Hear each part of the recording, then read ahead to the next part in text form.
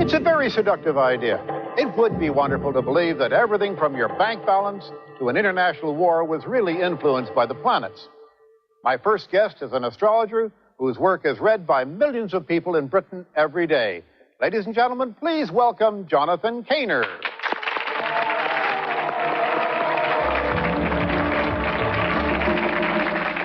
Tell me, Jonathan, who do you write for? I write for Today newspaper in this country, Today newspaper, Woman magazine, Mirabella, and Living.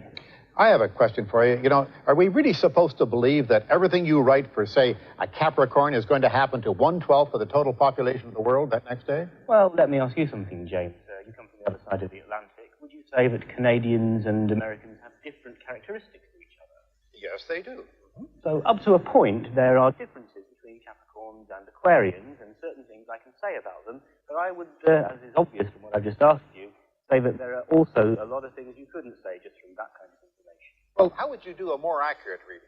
All right, well, to do that, you're going to need somebody's date of birth, their time of birth, and their place of birth, and then you're going to need to draw up a great big map of the sky, and by analysing where all the different planetary positions are, you can start to say something that makes a lot more personal sense. So you say that a reading of this kind would be accurate and individual enough for the person to recognize themselves? I would hope so. All right. Well, Jonathan has kindly agreed to put his talents to the test this evening. We have taken the birth date information from every person in the audience tonight, and before the show, we gave you the details of one person selected from that audience. So please give us your reading for that person. Okay. Well, I don't know who I'm addressing here, but I know that the person who owns the horoscope that I've been looking at has a very unusual horoscope. This horoscope is unusual, and it suggests to me that you are a very extrovert person, unusual, larger than life, full of confidence, with a very zany sense of humor, and generally a kind of way of being different, eccentric, controversial. You will kind of enjoy the limelight that comes from when it's revealed that it's you. You won't feel too shy or ashamed of it. And one more thing I should also say, there's something about you which is rather professorial and intellectual, and it makes me think that we're dealing with someone who's had a well-trained mind, is very speedy and alert and quick-witted. So we're looking for someone who's controversial and professorial. Now, let's see if he or she agrees, but first, let's see by a show of hands in the audience here, how many people in the audience think this reading sounds like theirs? Let's see a show of hands. Well, we've got, what, 4, 5, 6, 7, 8, 9, 10, 12, about 15, maybe a few more. Quite a few, actually. Now, let's meet our real subject of that reading. Please welcome Hugh Laurie.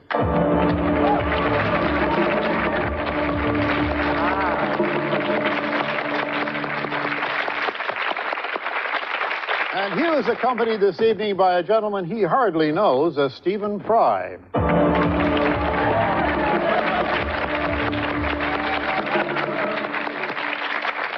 So tell us, Hugh, what did you make of that reading? Is it anything like you? I mean, does it apply to you? I wouldn't say very much, no. I'm certainly not enjoying the limelight now. Although you may say, why did I come up? Well, curiosity, you know, but limelight, I wouldn't say, no. Extrovert, I don't think so. Professorial, I got the lowest possible degree at the university I went to. Ah, but you did go to university. Oh, that's right. Well, that's a start. Oh, that's one for me. You think you count that as one for you, do you? Oh, well, just a small one you're for me, very I generous to think, yourself. yeah. I call that a draw, yeah, all right. What else was there? Did I say you had a good sense of humor? I think I did. Hands up in this audience who thinks they have not got a sense of humor. Oh, there you go. Everybody. It's one of the rules of the world that everybody believes themselves have a great sense of humor. I picked it out as being a strong point in the gentleman's horoscope. It would have been a brilliant one of me, incidentally. That's the odd thing. People do regard me as professorial in some way or another. Hugh isn't at all. He's certainly not extrovert. And stupid. Stupid, in fact. I wouldn't get together, but not in the least bit stupid. Very intelligent, but not in a professorial or academic kind of way. And certainly not competent. In fact, I seem to spend a good 90% of my life trying to make you more competent. He gets nervous and he despises it. I think you do your friend a grave injustice. I've looked at his horoscope and I'm sure he's capable of far more than that. Yeah, well, I've looked at him, you see. Well, Jonathan, it doesn't seem that Hugh and Stephen are entirely convinced by your reading. And even more interesting, many people in our audience tonight thought that it could be them as well. What explanation could there be for that, do you think? Oh, a very simple one, that of course what we're testing here is my ability to communicate, and of course you must understand in the newspapers I specialize in saying things that do apply to a lot of people at once. Well, from my experience, readings in newspapers are very general, and perhaps that's why in America some of them now carry a health warning, which makes it clear they're for entertainment purposes only. Thank you very much, Jonathan, for taking part. Here's Stephen Tankard.